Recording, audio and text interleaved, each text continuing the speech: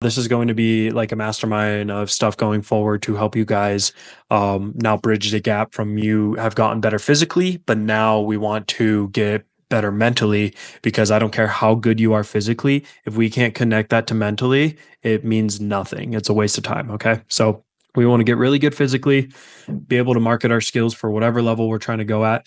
And then we want to match that to confidence and honestly have our confidence even more. Like we want to be delusional to a certain aspect. And that is going to allow us to use the max ability of our God given talents that we have refined and worked with, that I've worked with you guys. So that's what these are going to be. I'm super stoked. This is pretty much your space to learn, share, and level up both as a catcher and as a leader. This is going to be leadership mindset and communication strategy. That's one of the big things I wanted to talk to because so often we're like, I tell you guys, hey, we need to have relationships with the pitchers. We need to talk to our team, be a leader. But, it's kind of hard to do that when you don't know the action steps. And I understand that. Pretty much, I am going to share just a brief leadership concept of story. And the concept I want you guys to drive home is that you need to earn respect. In order to do that from your team, we need to define respect and what that truly looks like. And respect is something I think just overall nowadays that like we throw that word out and we're like, yeah, I respect that guy.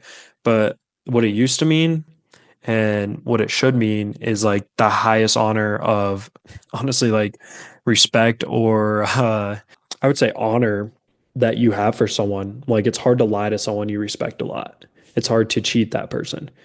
And we want to be that catcher that no one, that like everyone on our team can come through. So we need to earn their respect and truly have it. And it doesn't matter if you're the young guy on the team, if you're the first guy, first year on varsity, like you can do this in a way to where you get this day one. And it's about setting the tone. And it's going to be in these small moments where you feel convicted or awkward that you need to absolutely win. Okay. So when coach is like, I need one guy to do this, we all do this in our brain. It's like, oh, should I don't know. You need to say yes to literally everything. I need one guy to stay after and help our freshmen. Who knows? Yeah, it's me. I'll do it. Butters was very good at this. Very good. One of the best teammates I've ever had. And I don't even know why he would be so generous at times. I'm like, dude, just go home. Like, seriously, get out of here.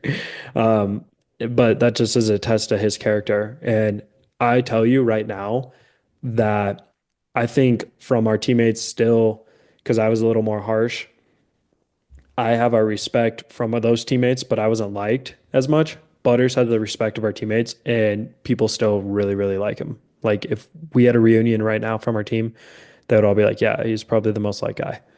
But still, that's a good example because I know I still have people's respect because Butters and I would be like one of the only two guys setting the field up, right? We'd be setting up the machine, setting up the turtle, the cage, because we just had 80 lazy bastards on our in our program. Yeah, we did sometimes. Yeah, but we earned that respect. And I'll tell you, even if a guy probably didn't like me, he would still have the conversation of like, hey, I want to work on my curveball. Can you catch my short box? 100%. And that's what's going to happen. And a byproduct when you earn their respect is going to be more work. And that's okay. So when you earn the respect of like all your teammates, like Trevor, right now, you're trying to, be the starter from a guy who was a red shirt. So there could be people like, oh, is this our catcher? Whatever. Once you earn the respect, you'll know you have it because they're gonna start asking you like, hey, can you come in on the weekend and just catch my bullpen? And like you probably don't want to. That sounds horrible to me right now. But go do it, okay? Mm. And win that.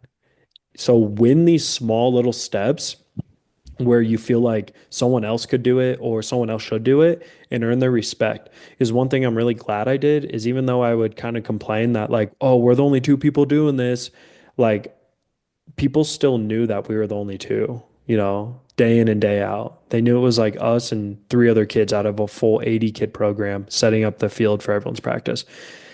And one thing I'm glad is I would still be like, I'm going to go fill up the water, which is like kind of the lowest of the lows job because it sucks to fill it up and carry the water tanks back. Like I just hated grabbing the water. It was so annoying.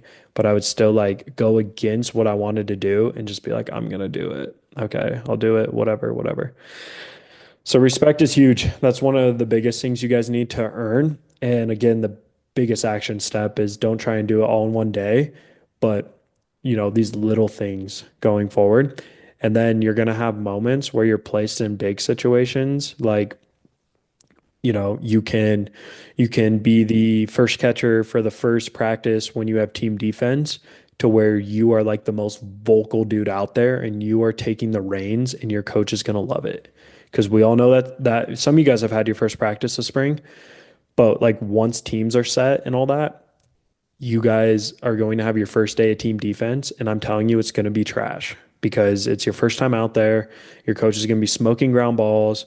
You're going to be making errors. You're going to do first and thirds, but none of that matters. The physical stuff, really, what you guys should be focusing on is just how vocal you are and how much you're trying to lead, especially in those situations. Like call an early call. Like if your coach is doing fungo and your guys are working on triples, like scream third, third, you know what I mean?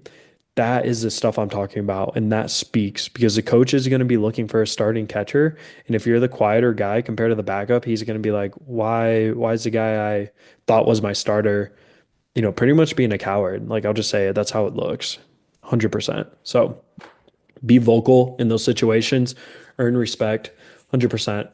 Um, and biggest one now that will also earn respect. This is gonna be a hard one. This was hard for me, is take responsibility. Okay. If you have to decide whether it was your fault or not, dude, just say it was. And honestly, tell your coach, hey, that was my bad. I called that pitch. The amount of times I lied in my career and now I feel guilty about it is crazy. When I called a pitch and maybe someone smoked it, or maybe I like muffed the ball, and then I would tell the pitcher, like, did you cross me up? Like, it's just BS, dude. Like, and I finally got over that this last year. I was just like, hey, that's on me. I would tell my manager, yeah. And then he would look at me and go, sweet, okay, we'll move forward. Like, dude, you're the catcher. Once they decide that you're back there, you're not really going to get your butt chewed because you're like the quarterback. It's not going to take like one muff or pass ball for him to be like, you're out. We're done. But I tell you, that pitcher, even if he thinks he's wrong and you take responsibility, he is going to look at you like his best friend. He's going to be like, hey, thanks, man. Like, I appreciate that. Now, don't go taking responsibility for something that's not yours. If he truly messes up the call and throws a curveball with a runner on second because he messed up the signs that you're giving him the sequence, that is on him. That's not on you. But the way you go about that. And now, another notion to earn respect too is, I don't know a better way to say this, but be harsh, bro. Like, if they mess something up, I kind of had a two strike rule. Is like, if you mess something up, like if this is going to happen, your pitcher's going to come from the bullpen. He's had all day to warm up and he gets there and there's a runner on second. He's a relief pitcher. Your coach brings him in. And then you give him the sequence after you just told him at the mound visit, hey, it's second sign or chase two. And then you're gonna give it to him and he's gonna stare at you and be like, and you know, if you have to call time and go back to the mound, you're chewing his butt. Okay. Just know that. Like, we're not trying to be friends anymore. There's a runner at second and he can't advance. And because of his lack of, being able to comprehend what you just told him. Oftentimes, this isn't you being a dick. Please don't think that. Because oftentimes the reason why he didn't hear it is because he's so in the moment and he's thinking of 1,000 different things, and we can't have that, especially with the relief pitcher. So if you like literally grab him by the shoulder and tell him you need to focus and we need you right now, he's gonna be like, oh, okay. Back to planet Earth. It happens like clockwork. Like Butters can say it too. It's hilarious. But you're doing him a disservice if you're like, hey man, yeah, remember it's the second sign. What respect is he gonna have there? Like, this is your team, this is your plate. Act like it. Okay. So that's the biggest thing on respect right there. Um, Now let's go into some quick game planning and strategy, but advanced game prep and execution was kind of this topic real quick. I wanted to focus on an aspect of game planning. So since we're on that aspect of respect for our pitchers more specifically, but Connor brought up back picks, so let's talk about it with our team for game planning and prep. And it starts now. This shouldn't just be like 2 hours before a game. It should start because you guys should all have the mindset you're gonna be the starter. So start it 2-3 weeks before you have your first game. I don't know when your opening day is, Trevor, but I know Arizona high schools usually start here soon. Anyways, you guys need to be planning for all the scenarios with all your teammates and make sure they know. Assume your teammates are talk to them, don't talk to them like this, but assume they can only comprehend what a toddler can. Like Mhm. literally, and they're gonna forget it and constantly remind you. And this isn't just for them, this is gonna be for you too, because you need to know the playbook just as well as anyone. Probably better than your coach because he's not the one playing. So, Connor brought up back picks. Now is a great time. Figure out what back pick sign you want for your middle infield. Because I'm telling you, they are going to forget. And you need to tell them, hey, when I go to call pitches, you need to be looking at me every time. The amount of times I've had the best shortstop I played with, and he's just like, and I'm like, oh my gosh, he's not going to see the sign. Because, I used to like to shake my mask for back pick and then them give me something, they would miss it every time. But it's because they didn't have that respect to look at Brock every single time. So build that now and tell them, listen, I am going to back pick and we're going to get guys out. I need your right timing and your full attention. And if I sail one into center field, like I promise that is going to be on you. Like, again, be just a little bit harsh. Like, that's okay. Because at the end of the day, we're trying to win. Like we want to be great teammates, but everyone's gonna go further if you guys have this mindset of not micromanaging, but like this is your team. And if they want to play on the field, they have to answer to you. You're the quarterback. And too often the catcher is looked at, oh, just go back there. He's just a fat kid from Sandlot who, just put him back there. Forgot what his name was. Pork chop or something. Cam Porter, come on, Yeah. That's what it was. bro. Um, so anyways, go over scenarios right now. Get your signs on second dialed. Okay. If you guys need, I can actually make a breakdown of that. That's actually a good idea. And I can put it in the community. Um, there's multiple options you have. I don't know if your coaches like to go with a certain thing, but there's a bunch of ones I've had that will never get picked off. Okay. Like ever. Um, I went to so many schools, but I think the most recent one we did at Benue Butters was like, for example, is whatever first one you put down is the indicator. So if you put down one, it's the first one after that. So like one, this is the actual one, dummy, dummy, dummy. If you put down two, it's going to be the second one after that. So dummy, second, dummy, dummy, dummy. Okay. So, but you can only do something like that. That seems complicated. It's actually super easy if you start now and then you test your guys quite often. And I can't imagine if I were a head coach, the amount of respect I'd have for a catcher if he came up to me and said, "Hey, coach, do you mind if we use 5 minutes before or after practice to go over signs? I just want to go over it with them."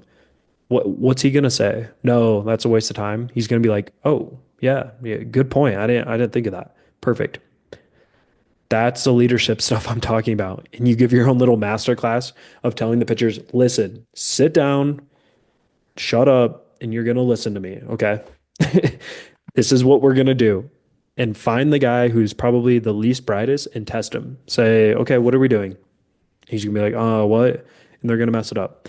This is the time to do that. Okay. I can't stress this enough. If you do stuff like this is what's going to make you a starting catcher, not a 1-7 pop time, not that. Because your coach is going to see this. And if you're chasing a guy right now who might be a little bit above you, this is a huge way to set yourself apart. Huge way. So yeah, go over those strategies. Start putting together mental games or visualization, which you guys should visualize always no matter what, but start putting together scenarios with different pictures of how you would see an ideal inning. If you faced a team last year that rakes and like you might see them in playoffs this year or they're a really good team, visualize a full inning of batters of like what would the best case scenario be with, you know, your Chris Sale on the mound of your high school, some guy you're going to catch or of your JUCO. Just be like, okay, we want to set the tone um, with his two seam because it's nasty, no one can hit it. And then we want to, go vertical. He works really well vertical. And then like we're O2, what am I calling here? Because if you can't answer these questions with no pressure, there's an issue, and that's okay to start with. But now we should use this exercise, go forward, and then get to the point to where, like, the ace I caught last year, I know for sure. I'm like, I am throwing an arm side change up first because he likes to establish with that. I'm going to go cutter next. We're going to get down 0-2. He likes to go vertical high, just a little bit below the hands. Then that's going to be 1-2. And then we're going to do his punch out curveball. That is that sequence with that kid, no matter what. That is the game plan. Like, good luck. And if you hit that, I'm probably going to go back to it.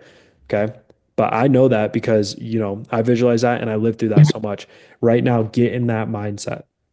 To me, who wins the beginning of the season is the one who comes out looking like they're in the midseason, 100%, especially at JUCO. So if you can come out game one, just like punching in the mouth, and even at high school, even just as a catcher, because again, our team's only going to be as good as we are. If we're flat game one and we don't have our stuff dialed, how's our shortstop gonna, he's trying to be too swaggy. Like, how are they going to react? How's our right fielder going to react? It all trickles down to us. Again, catching's the one position we're looking at the field, they're all looking at us. So that is pretty much the biggest way there. Mix in that visualization. Also, within the program, I added some drills to where you do a dry rep, visualize, and then you perform the full thing like with seeing that scenario. So, like, I'd load my glove in a one knee stance, and then I would picture like, my best pitcher throwing a changeup in the dirt. I would turn my mitt and get into that blocking position because now I am mind muscle connection. Um, and then you're going to want to do that within a scenario of like a field you've played at or a field you might know you're going to play at or your home field. Okay. Trevor, for you, a good one would be visualize playing at that stupid field you just played at with no batter's eye. Literally, don't run from it because it's probably not going to get that bad ever again. But if you can put yourself in that scenario, then you're going to be successful. Okay. Direct ask from boom, boom, boom. Okay, this was one of the other things I wanted to preface is yes, we can have a plan, we can go through all this, but um, you guys have to have this thing, like an attribute to where you can react on the fly and no one knows like that the game plan change. All right. So let's say, runner on second, signs get stolen. What now? How do we react? How do we react on the fly? What's our plan B? Well, what I like to implement was I like to tap the glove to my pitcher so we don't waste a mound visit. And then that tells them to go to a different, one we had or a different signal. So I always had multiple in my back pocket because at your guys' levels in pro ball, we got 6 mound visits, which is atrocious. 6 is horrible. And in the average game, you usually do 3 mound visits from a coach.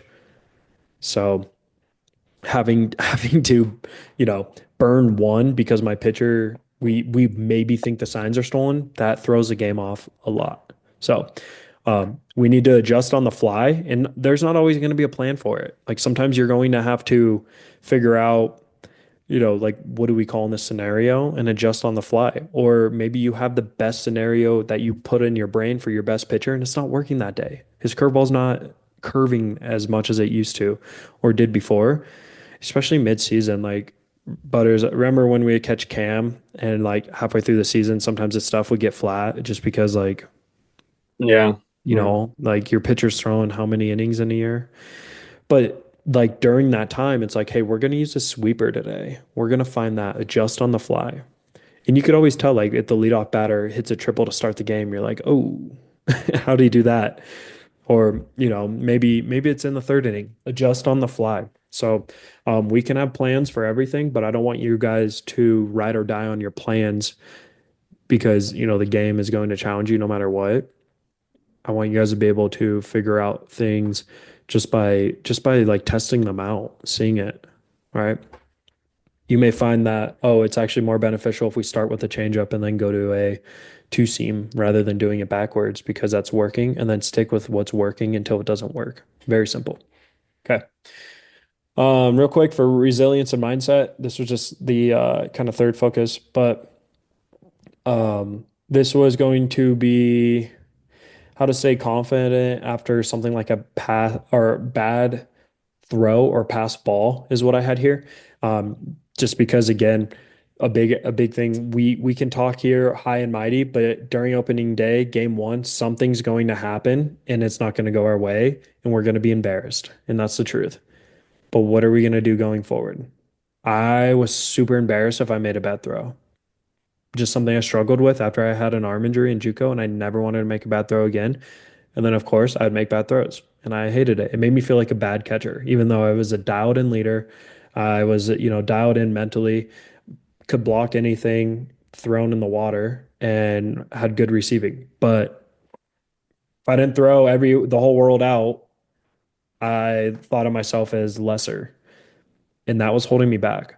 So you guys need to have pivot points for when you do something bad because you're going to sail a ball. You're going to miss a block and it's going to be embarrassing. It's going to hit the backstop and you're going to see your mom back there and you're going to be like, "Oh my God, how did that even get by me?"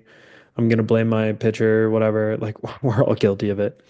But anyways, the biggest thing you guys need to do is have reference points and just not care what people think, as hard as that is and as simple as that is. But like the only reason you care about that is because you either care what your coach thinks or you care about the people in the stands, what they think. And I didn't care about the stands, but for most of you guys, it's probably like you just care, like, does my coach think I suck? Is he mad at me? Whatever. I would just say, like, that's why you need to build that relationship with your coach. So now it's not contingent on just one air. Because if you don't have that and you don't have his trust, he's just going to look at you like, dude, like, why are you being, a little wuss because you had a missed block and like now it's affecting you? He's genuine, and Butters can attest to this as a coach's perspective. Coaches are just looking for how well you bounce back because they know this is a game of failure. So if you throw one into center and then the next two guys you throw out, like, I don't care. We're going to work on that in practice and we'll get you dialed so it doesn't happen. But it's not a huge, it's not something that's going to set you back. Okay. So, um, try and think of something funny is my biggest thing. Like when I make an error, I tell myself a really funny joke, or I use the umpire. I tell him something funny. Like at least that throw can't get any worse today. And then now we're like chuckling or and then talking. So just get your mind off of the actual error. I don't care how you do it. It's gonna look different for everyone. When I talk about reference points, that's like when we hit. Some guys like to take their batting gloves off in between for catching. I used to like to always grab dirt, lick it, and then swipe the side of my leg just to get like a fresh like grip on my hand. That was my reference point. Sometimes I do it 3 times in a row. But yeah, that's probably the biggest thing I have to say for um, when a mistake happens because we want to build a foundation of just concrete for our confidence and we do not want anything to, affect it at all. So that is pretty much what I have for that. I don't want to go much further again. I feel like we're right at 45 minutes of talking. I want to have more group calls throughout the week so then we can get less time at each of them and take away a lot. Just like you guys did my program, I don't believe in 1 hour a week. I believe in a bunch throughout the week. So then we can build confidence and make true lasting results. But anyways, to wrap up, I just want to summarize the main ideas. It was our leadership that we talked about by gaining respect, our game planning and strategy, which also will gain the respect, and then the resilience and mindset to once we have that respect and make an error, also hold that respect. So we want to demonstrate that we're a servant in order to gain respect. And then the next part is we want to keep that respect. And arguably, keeping the respect is just as hard as gaining it because that's something that's going to require action every single day. But once you have it, after a while, that is something that is going to be very hard to lose, and you're going to build a foundation. So that's part of the reason why it's backstop built because we want to build up. We want to build that foundation, lay our best brick forward every single day. I don't want you guys trying to build that house in a day. We are going to focus on what we can do to the best of our abilities every single day, whether you have a scrimmage, whether you have just a practice, or just a bullpen for the worst pitcher on your team. We are going to put our best foot forward and lay that best break possible. And then over time, we're going to have a very solid foundation and eventually a house. So I hope that makes sense to you guys. I hope that fires you up. Watch this recap if you ever need a little motivation.